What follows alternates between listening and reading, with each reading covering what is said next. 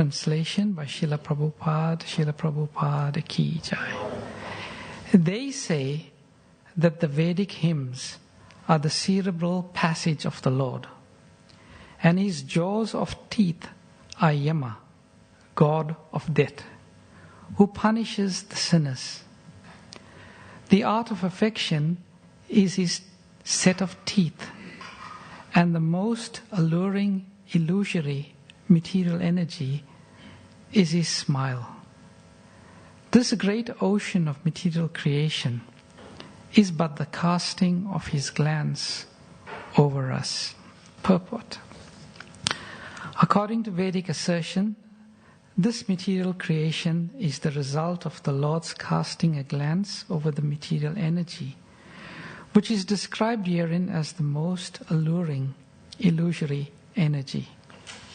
The conditioned souls who are allured by such materialism should know that the material temporary creation is simply an imitation of the reality, and that those who are captivated by such alluring glances of the Lord are put under the direction of the controller of sinners called Yamaraj.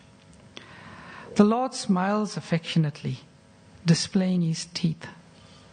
The intelligent person who can grasp these truths about the Lord, become a soul fully surrendered unto him.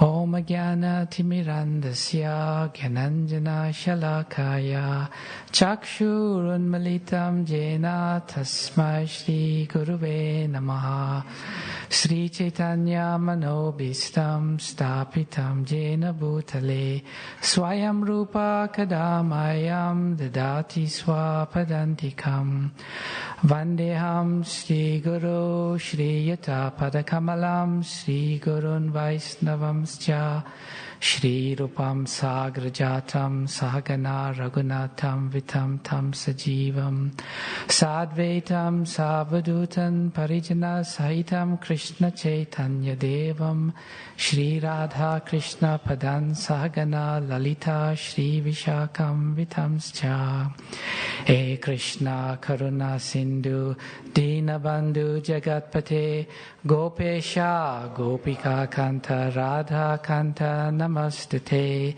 Tapta Kanchana Gaurange Radhe Vrindavaneshwari Vrishabhanu Suti Devi Pranamami Hari Priye Vanchakalpa Turubhyascha Kripa Sindhu Bhyevacha Patitanam Pavanebhyo Vaishnavebhyo Namo Namaha Jai Shri Krishna Chaitanya Prabhu Nityananda Shri Advaita Gadadhara Shri Vashadi Gaura Bhakta Vrinda Hare Krishna Krishna Krishna Hare Hare Hare Rama Rama Rama Hare Hare Namo Vishnupadaya Krishna Prishtaya Bhutale Shrimate Bhaktivedanta Swamin Niti Namine Namaste Saraswati Deve Gauravani Pracharine Nirvishesha Shunyavadi Paschacha Deshatadine Srila Prabhupada Ki Jai. So the verse again. I just close the book.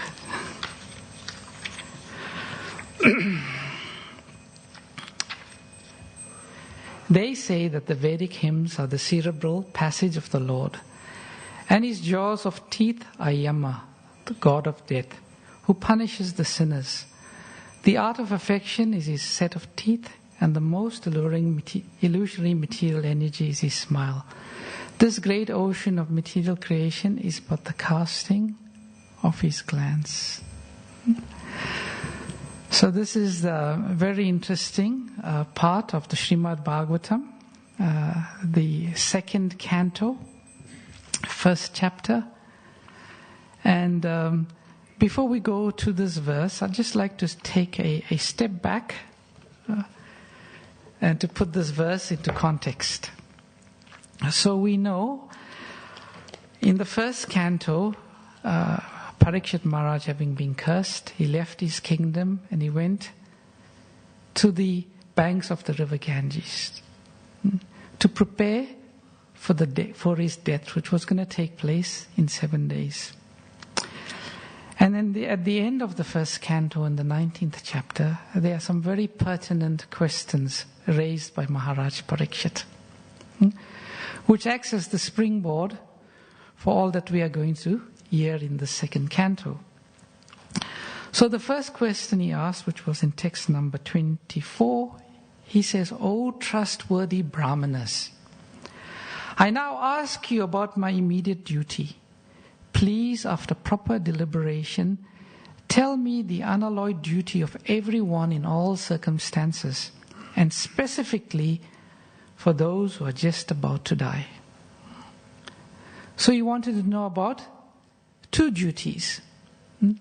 Firstly, the duty in all circumstances, and secondly, the duty about one who is about to die. Now both apply to us because we are always in circumstances, and secondly, we are always about to die. If we ask the question here, who in this room can give 100% cast iron guarantee that tomorrow morning at 7:55 you will for certain be in here? No one can give that guarantee. Because it's the nature of material existence that we can die at any time. So these questions raised by Maharaj Parikshit, they are most relevant and most important. And then he goes on to raise the second question, the famous question we mostly know about. Please let me know what a man should hear, chant, remember, and worship, and also what he should not do. Please explain this to me. So these questions were so wonderful, so great, that we start the second chapter with Srila Shukadev Goswami saying, Shri Shuka Uvacha, Variyan esha te prashna kritoloka itam nipra, Atma vid samata pumsha, Shrota vyadeshu ya paraha.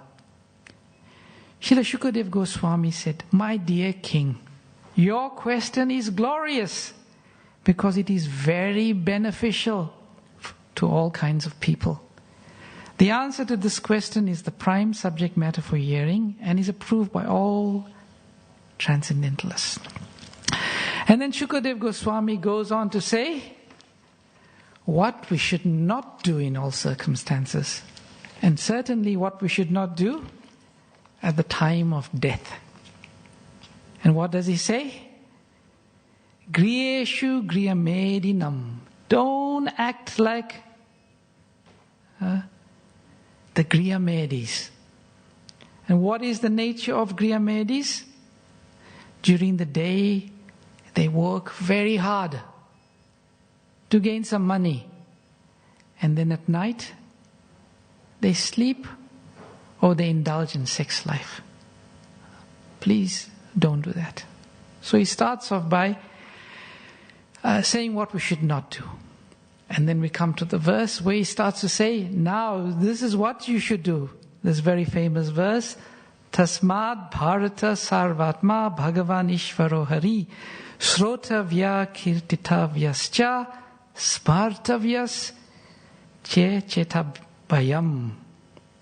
O descendant of Bharata, one who desires to be free from all miseries must hear about, glorify, and also remember the personality of Godhead, who is the super soul, the controller and the savior of all miseries. And this is what we should do. Is that all right, Maharaj Parikshit? Yes, please go on. Now you make me hear. You glorify and let me remember the Supreme Personality of Godhead. This was Maharaj's Parikshit's answer. And in one sense, the whole Bhagavatam was finished. The question was asked, the answer was given. This is what you should do, Maharaj Parikshit. And the rest of the Bhagavatam is just a fulfillment of this instruction. But then something a little strange happens in this conversation. A little strange in the sense that what we would expect to happen.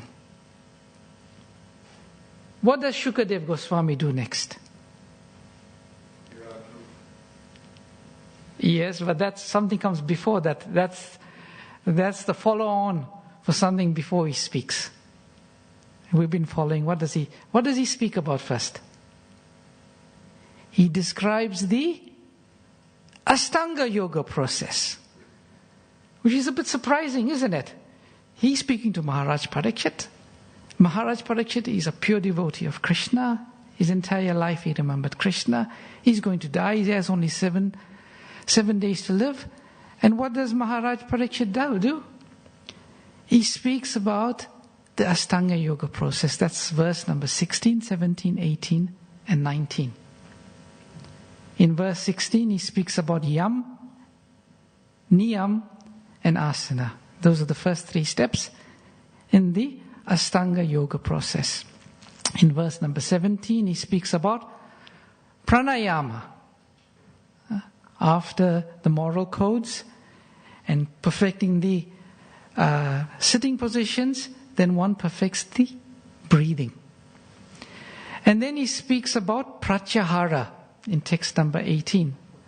Pratyahara and Dharana. After that it is withdrawing the senses. After you perfected the sitting postures and the breathing, you are able to withdraw the senses. And after the senses are withdrawn, then it is Dharana, meditation. And then 19 is Dhyan and Samadhi. Now one may ask the automatic question, why is Shukadev Goswami doing this? Why is he speaking about the Ashtanga Yoga process? We'll discuss that a bit later. Then Maharaj Parikshit, he asks in this section, the first set of questions he asks. And what were the questions he asked? It's to do with dharana, meditation. Because when you meditate, you have to have an object of meditation. Dharana, ashraya, it's called. The object of meditation. So he asks this in verse number 22. He asks three questions. Firstly, how is dharana accomplished? How is meditation accomplished? 2, what is the bona fide dharana ashraya, the object of meditation? And then thirdly, how to quickly remove the contaminations of the mind. So he asks Shukadev Goswami these questions after he's explained the Ashtanga Yoga process. And then Shukadev Goswami, he answers these questions. And he says actually there are two types of people that follow the Ashtanga Yoga process. First is the neophyte, and secondly there is the advanced yogi. The symptoms of the neophyte is still under the modes of material nature, still attached, not very focused. And this is when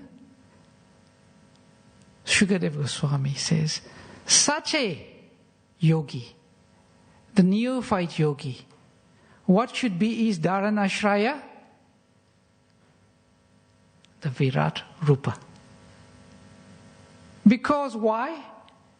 Because such a person, they do not have the simplicity, they do not have the purity to focus on the transcendental form of the Lord.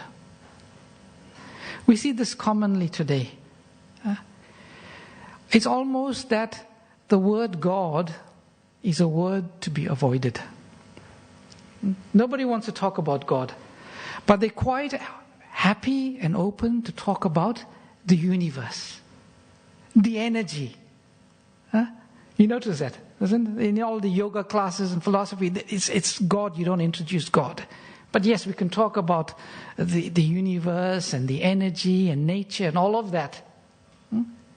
So for such people, this is why the Virat Rupa is described. And Shukadev Goswami spends a great deal, all of these verses from 15 to 39, practically is the description of the Virat Rupa. Now coming back to the context of Maharaj Parikshit. Sometimes we may ask the question, how relevant are these verses for us? Should I pay much attention or should I just scan over these verses? We'll come back to that also, the relevance of that. And I think when I discuss today's verse and the purport a bit more, maybe we can make our own minds up. But why is Maharaj Parikshit describing the Ashtanga Yoga process? Two main reasons. The first reason is, who is in the assembly? Is it an assembly only of pure devotees? Or is it an assembly of a mixture of transcendentalists? We know from the first canto, when description is given about who arrived at the place where Maharaj Parikshit is sitting, Srila Prabhupada gives a very lengthy purport describing each of the personalities or the chief personalities who arrived there.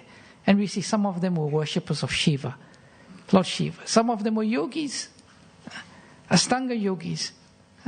So Maharaj Parikshit or Shukadev Goswami, he has an aim. We know, as Prabhupada says in the first canto in the purport, that this action of Maharaj Parikshit to put a dead snake over Samika Rishi, it was very uncharacteristic of him. So how do you explain such behavior by Maharaj Parikshit? Prabhupada said, you explain it that this was arranged by Krishna so that Srimad Bhagavatam could be spoken. And the purpose of Srimad Bhagavatam, as we know, is to bring everyone towards the supreme path and the supreme goal. The supreme path of pure devotional service and the supreme goal of worshipping of Krishna. So he's talking about the Ashtanga Yoga process, just that so they could resonate. But he has a higher purpose. And that higher purpose is revealed in the second chapter. He's now later going to compare the process of Ashtanga Yoga with the process of devotional service, where it will become very, very clear from many angles why the process of bhakti, why the process of devotional service is supremely higher. And that's what he's trying to do, bring them all. And you see, Maharaj Parikshit raises one question, but he doesn't. And at the end of this chapter, Shukadev Goswami, he makes some amazing statements. He says, I have thus explained to you the gross material, gigantic conception of the personality of Godhead, which is the Virat Rupa. One who seriously desires liberation concentrates his mind on this form of the Lord, because there is nothing more than this in the material world. And then he says, the last verse, one should concentrate his mind upon the Supreme Personality of Godhead, who alone distributes himself in so many manifestations, just as an ordinary person's create thousands of manifestations and dreams. One must concentrate his mind on him, the only all blissful absolute truth. Otherwise, one will be misled and will cause his own degradation. So there is a purpose here, to come to worshipping the personality of Godhead. And then we've read so far how one can conceive of this Virat Rupa. In text number 26 to 28, it is, we conceive of the body of the Lord or the planetary systems as being the limbs of the Virat Rupa. And then we get further representations. The arms are who? The demigods headed by Indra. The ears are the Digdevatas. The organs of the Lord is sound. And yesterday, Leela Shakti Mataji was saying, which are the eye pits of the Lord? The blazing fire of the sun. Sorry, the eyeballs of the sun. The eye pits are the outer space. What are the eyelids? Day and night. Yes. And the movement of the eyebrows of the Lord? The abode of Lord Brahma. And the palate? Varuna. And the tongue is a sense of taste and use. And now we come at this verse. So in this verse, we're talking about the cerebral passage of the Lord. And what's in the cerebral passage of the Lord? Oh, in our normal sense, in the contemporary sense, it's the brain. The brain. And what is the nature of the brain? It provides the intelligence. And what is the nature of intelligence is to guide. So what do we see in the material world should remind us of the cerebral passage of the Lord? The?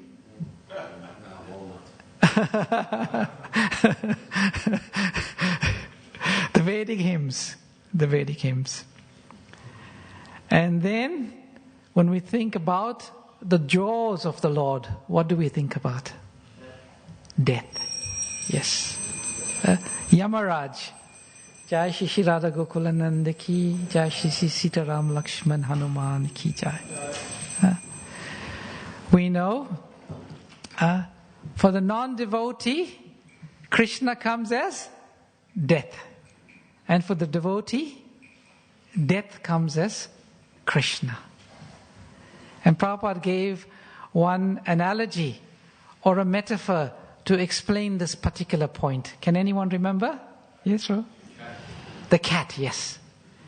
The jaws of the cat. For the kitten, what is it? It's a source of reassurance. It's a source of protection. It's a source of comfort. And for the mouse, what is it? It is the cause of great fear, because death is coming in the form of the teeth. So each of this, when a devotee thinks of the jaws of the Lord, you can think of Yamaraj. I want to maybe just spend a little time talking about this particular aspect, about the smile. What is, in the Virat Rupa, what is deemed to be the smile of the Lord? Maya, yes. And in particular, the translation Prabhupada says, the alluring energy. Now we know in the spiritual world, what is the sweetest feature of Krishna? The smile.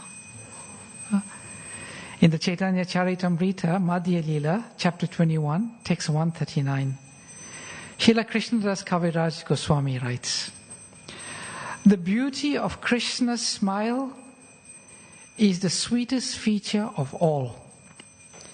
His smile is like a full moon that spreads its rays throughout three worlds. Goloka Vrindavan, the spiritual sky of the Vaikunthas, and Devi Dham, the material world. Thus Krishna's shining beauty spreads in all directions. In the Nectar of Devotion, in chapter 28, Srila Rupa Goswami gives a beautiful description of Krishna's smile. And he writes, Krishna's attractive features are also described by Vrinda, meaning Vrinda Devi, the gopi after whom Vrindavan was named. She told Krishna, "My dear Madhava, your newly invented smile has so captivated the hearts of the gopis that they are simply unable to express themselves. As such, they have become bewildered and will not talk with each other." All of these gopis have become so affected that it is as if they had offered 3 sprinkles of water upon their lives. In other words, they have given up all hope for their living condition. According to the Indian system, when a person is dead, there is a sprinkling of water on the body. Thus, the statement of Vrinda shows that the gopis were so enchanted by the beauty of Krishna that because they could not express their minds, they had decided to commit suicide. And one final verse again from Sri Chaitanya Charitamrita, the Antya Leela, 15th chapter, text 23. It says that Krishna's lips are so sweet when combined with the camphor of his gentle smile that they attract the minds of all women, forcing them to give up all other attractions. If the sweetness of Krishna's smile is unobtainable, great mental difficulties and lamentations result.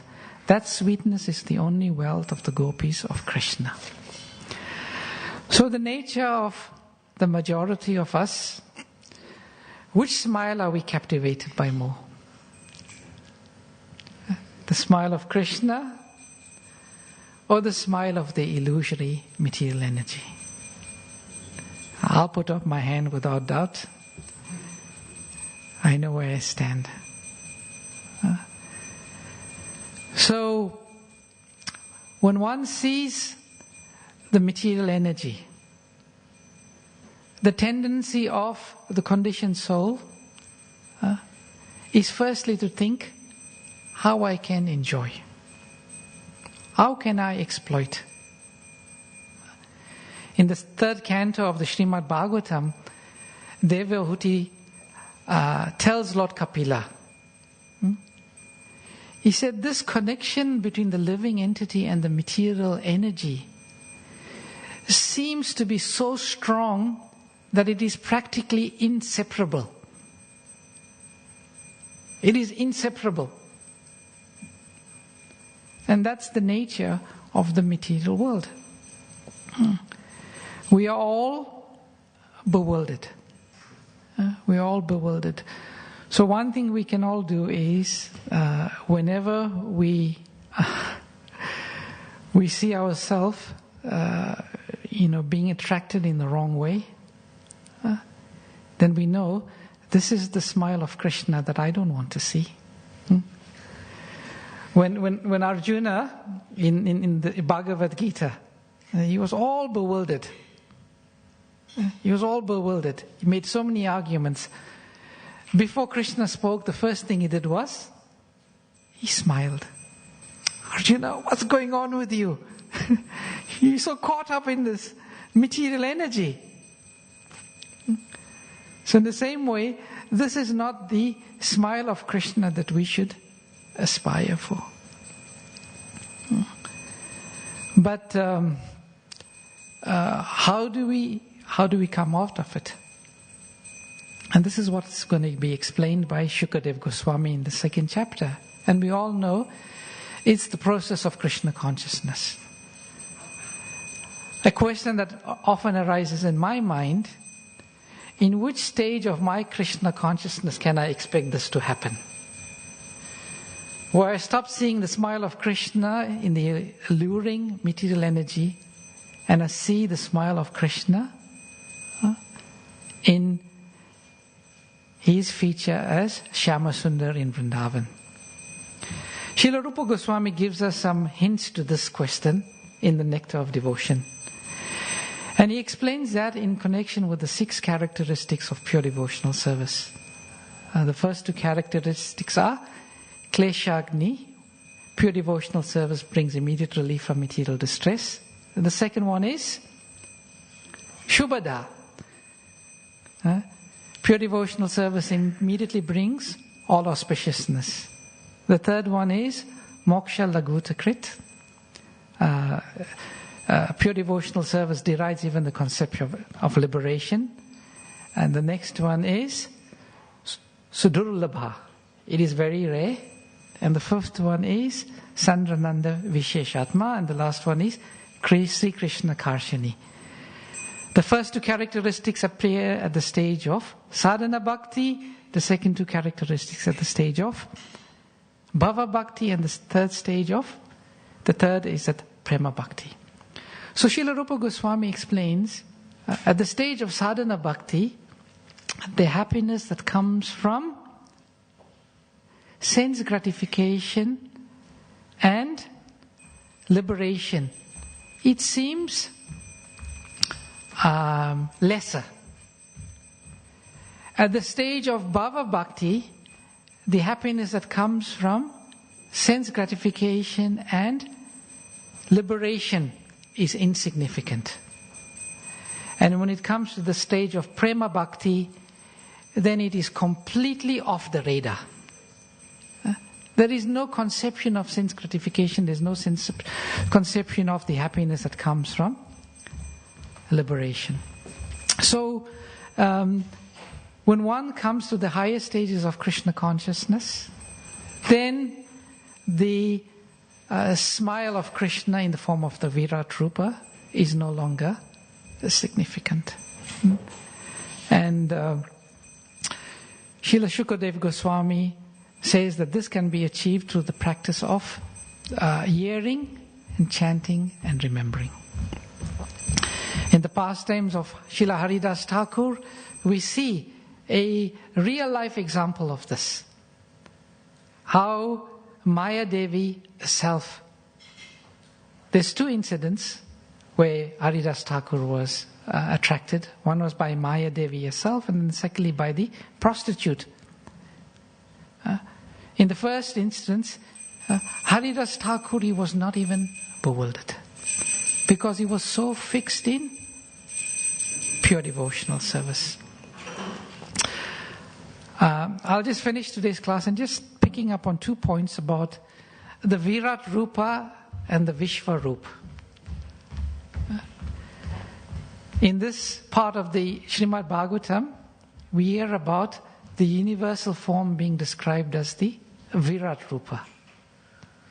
And in the 11th canto of the Srimad Bhagavatam, we hear about the universal form being described as the Vishwa Rupa. Now, I was listening to the class by Govinda Prabhu on Wednesday, and I was listening to the class by Leela Shakti Mataji yesterday. So what is the nature of this Virat Rupa and Vishwa Rupa? Is it a material form? Or is it a transcendental form? Is it a permanent form? Or is it a temporary form? And secondly, how is it relevant to us? Just very quickly, just by my understanding, there's two universal forms. The one is the universal form as displayed by Krishna to Arjuna on the battlefield. This huge form, gigantic form where Arjuna could see everything. And in the purport to the fifth verse, to the 11th chapter, Prabhupada says, this form is a temporary form, but it's transcendental. In relation to the Virat Rupa, which one sees Krishna in relation to the material world, what does Prabhupada say? Prabhupada says that this form is a imaginary form. And it is a material form. I just want to read to you, I'll conclude with this. This is from the first canto, chapter number 3, text number 30. The translation of the verse. The conception of the Virat universal form of the Lord as appearing in the material world is imaginary. It is to enable the less intelligent and neophytes to adjust to the idea of the Lord's having form. But factually, the Lord has no material form. And this is the purport. It's interesting because it will answer our question about, is it material or is it spiritual? Because we know the Lord's form can never be material. But here it's being presented as a material form. Prabhupada also explains that. So anyway, this is the purport.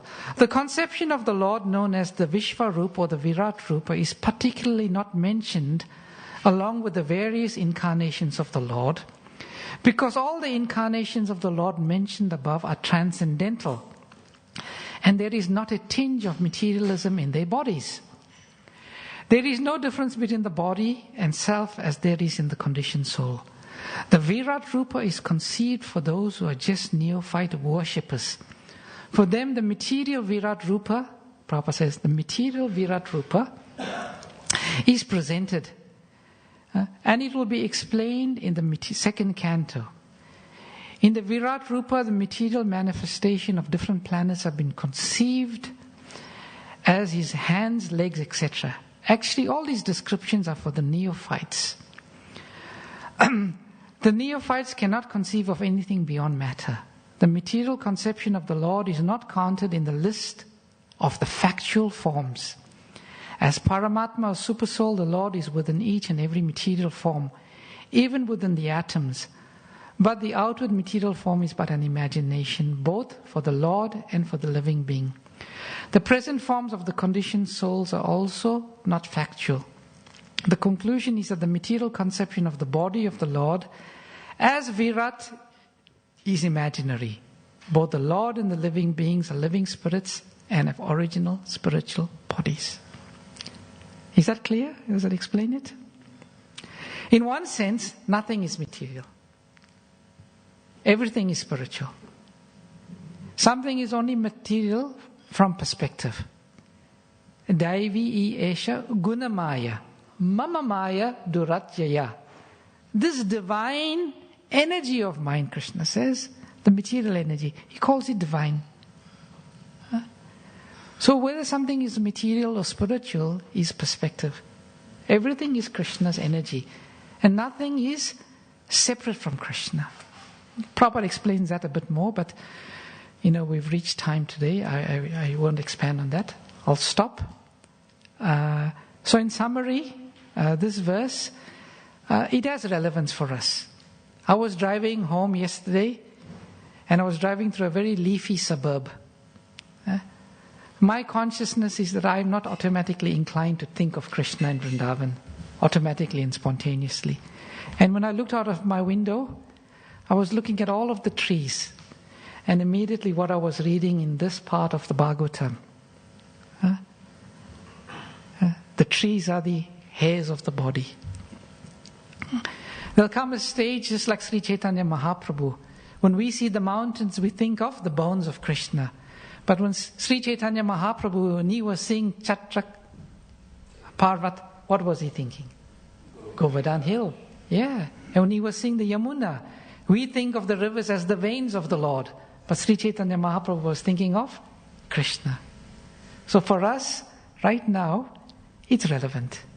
We can use this in our Krishna consciousness, because every time we think of Krishna, we become purified.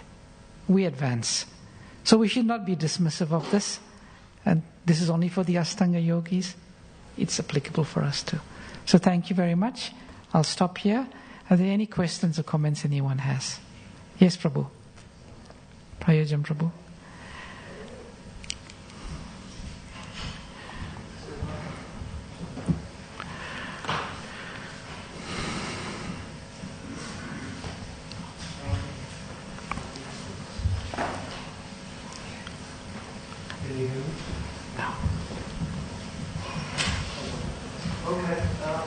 Basically, the interesting analogy of Ashtanga Yoga, the analogy of Ashtanga Yoga being used,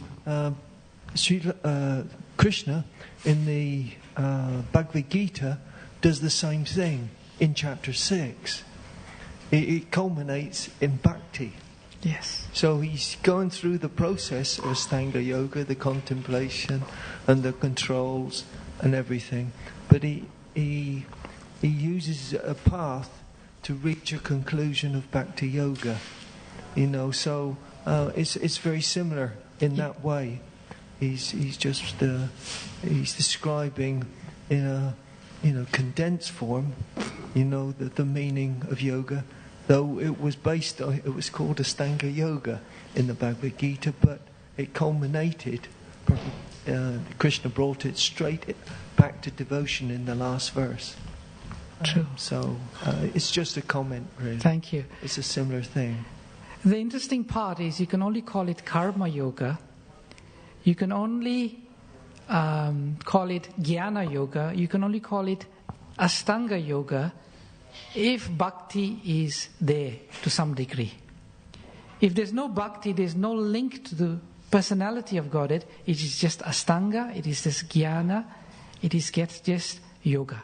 It's just karma. There has to be the element of linking to Krishna. Because they are very weak, these other processes. Ashtanga, jnana and karma, they're very weak. By itself, it cannot take us anywhere in spiritual life. But when we add Krishna, an element, then it can take us towards the ultimate goal. Then it becomes yoga, when it links. Otherwise, it's just ashtanga, it's just jnana, or it's just karma. Hare Krishna, Rupan Prabhu. I'm appreciating the class, thank you. Also the thing about the Vrat Roop, thank you for that. Just now when you're talking about Jnana Yoga, what exactly is Jnana Yoga? What exactly is Jnana Yoga? Jnana means knowledge. Yoga means to connect. So Jnana Yoga means to connect to the Supreme Personality of Godhead through knowledge, through study. And generally the process is by Vedic knowledge. Firstly, one comes to understand that I am not the body. Yeah? And then after you understand I am not the body, the next question is, what am I then? And then it leads on automatically to the I am spirit soul, I am servant of Krishna, and so on. So Jnana Yoga is a process, something which does not culminate in one connecting with the Absolute, either the Absolute known as Paramatma, as Brahman or Bhagavan. If one doesn't connect, then it is just Jnana. It only becomes Jnana Yoga if it makes the connection. It makes the connection. And it's a rung. We understand, the acharyas have explained that the processes are like a ladder.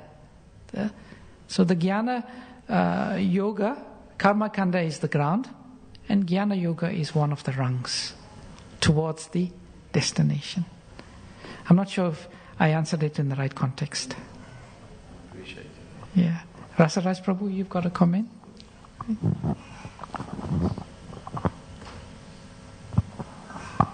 Thank you. So is reading Srila Prabhupada's books considered Jnana Yoga? Reading Srila Prabhupada's books is Jnana Yoga. Is it considered? Or It depends on where you land up. If you just get stuck and you don't connect to Krishna and become a devotee, yes, it's Jnana Yoga. Jnana. But if it connects you to Krishna, then it's Bhakti. It depends how you use Srila Prabhupada's knowledge. Yeah. But Prabhupada's books are so potent, they would certainly take you to Krishna. Hare Krishna, Prabhu. Hare Krishna. Thank you, Prabhu. I'm a member of the Be a Monk Challenge, so I'm just being introduced to this way of life. And thank you for your class. Appreciated it. You mentioned at a certain point, everything is divine, even the material energy. Did I hear that correctly? Yes. Okay. So from this perspective, why would we want to, and I'm aware that this will sound very ignorant and very naive from what I've heard from different people talking to me about the Vedas, but why would we then turn away from something which is also divine? I understand that we want a higher taste, but if everything is Krishna, if even the material energy the concrete in the streets, the cartons of McDonald's on the floor, the muscle people are building in gyms all around the world, which will just die and become matter and then recycled. Why is this not also something to praise, if it is also Krishna? The philosophy of Sri Chaitanya Mahaprabhu, that all of this is Krishna and simultaneously it's not Krishna. See, if we say it's not Krishna, then we introduce a second reality. And the moment you introduce a second reality, then there's something outside Krishna and the whole definition of God loses its meaning. Okay? So everything is Krishna. But in the same breath as you say it is Krishna, it is also not Krishna. It is Krishna in the sense that it is the energy of Krishna, just like you. Are you Krishna? Yes, because you come a part of Krishna. But are you Krishna himself? No, you're not, because you're a part. So this is the philosophy, the Vaishnava philosophy, the Vaishnava Siddhanta. So it's a matter of perspective. It's consciousness. And to answer your question, why would we turn against Krishna, is because we have independence. We always have the choice as a living entity to choose to enjoy with Krishna, together with Krishna, or to enjoy independently. And when we choose to enjoy independently, we are given the material world. But the material world is never not divorced and separate from Krishna. It is part of Krishna's energy. It's not separate part of Krishna. So I'm not sure if I answered your question really. Did I or did I not? The question... I'm not even sure I fully understood. What is your question? Yeah, let me be more precise. The exact question is, at this point with my consciousness, yes, I see everything as... I don't see that I need to go anywhere.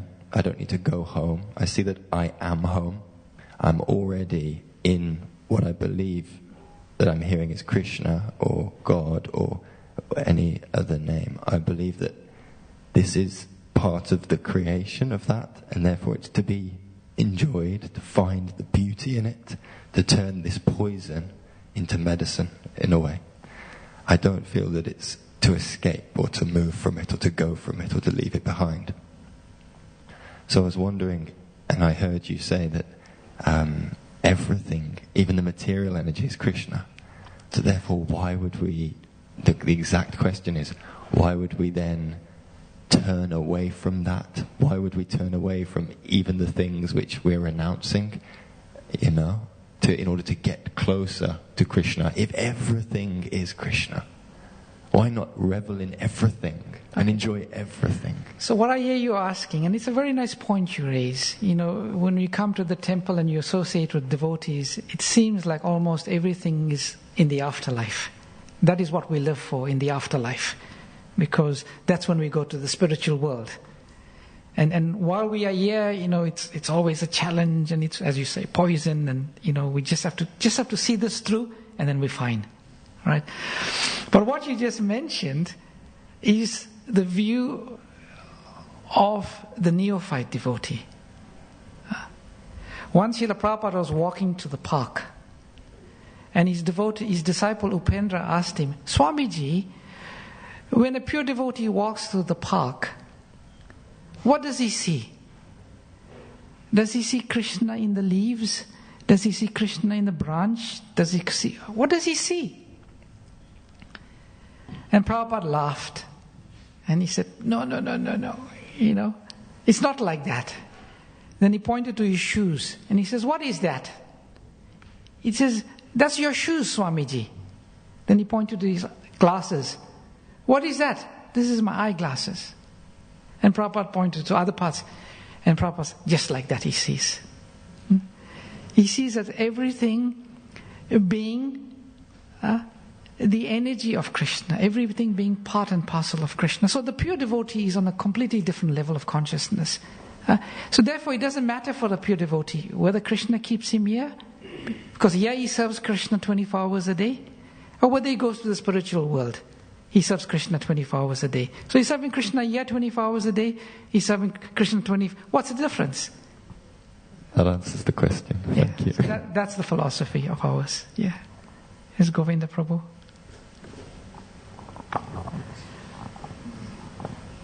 Just in relation to this question, I mean, if you're actually seeing Krishna and you're in ecstasy, then you know you've made it, right? Now, if you haven't made it, then you're not actually on the platform, you're actually genuinely seeing everything as part of Krishna. Now, if you're not on that platform, then you have to discriminate, because the vision of the Uttamadhikari is to see everything as Krishna. But if we're not on that platform, we have to discriminate in order to advance the platform where we can see everything as Krishna. But if we don't do that discrimination, we may imagine that we're seeing everything as Krishna, but we're not actually seeing everything as Krishna, because if we were, we'd already be in complete ecstasy. That's how I would answer it. Very good point. Very, very good point. You got the point that Govinda Prabhu makes? It depends on what level you are. If you are not on the topmost level, which is Uttamadhikari, then you have to make distinction. Because if you don't make that distinction, everything becomes a hodgepodge, you cannot make advancement.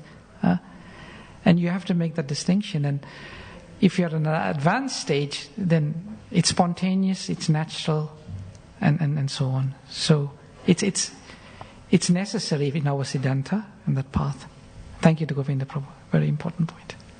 Yes, Prabhu. I just wanted to add one comment. Prabhu, he was saying that why can't we just revel in enjoying all of Krishna's energy? But that's the whole point, that there's a way to, by serving Krishna's energy or enjoying, there'll be a different effect on your consciousness. So our way of enjoying is by using Krishna's energy in his service, and then you'll feel that connection to it. But when we don't do that, then we feel disconnected, and it's like it's material to it. Because you're like a thief, you're using it for yourself. Yeah. So when you're building all those muscles up or whatever you're doing, but because you want to be worshipped as Krishna, it's not going to create the same effect as if you use those same muscles to do some service for Krishna. Yeah. Very good point. Very good point, Prabhu. Thank you for that. Also, if you're in the wrong consciousness, you won't see everything as Krishna. The first thing your consciousness will say, how can I enjoy? How can I be like that muscular man? Can I be great as him? You know, you can never see everything in relation to Krishna because your mind is in the wrong place. Okay, so I think we should stop here. Thank you very much. Srimad Bhagavatam ki jai, Gaura Bhakta Vrinda ki jai, Srila Prabhupada ki jai, Gaura Premanande, Hari Hari Bol.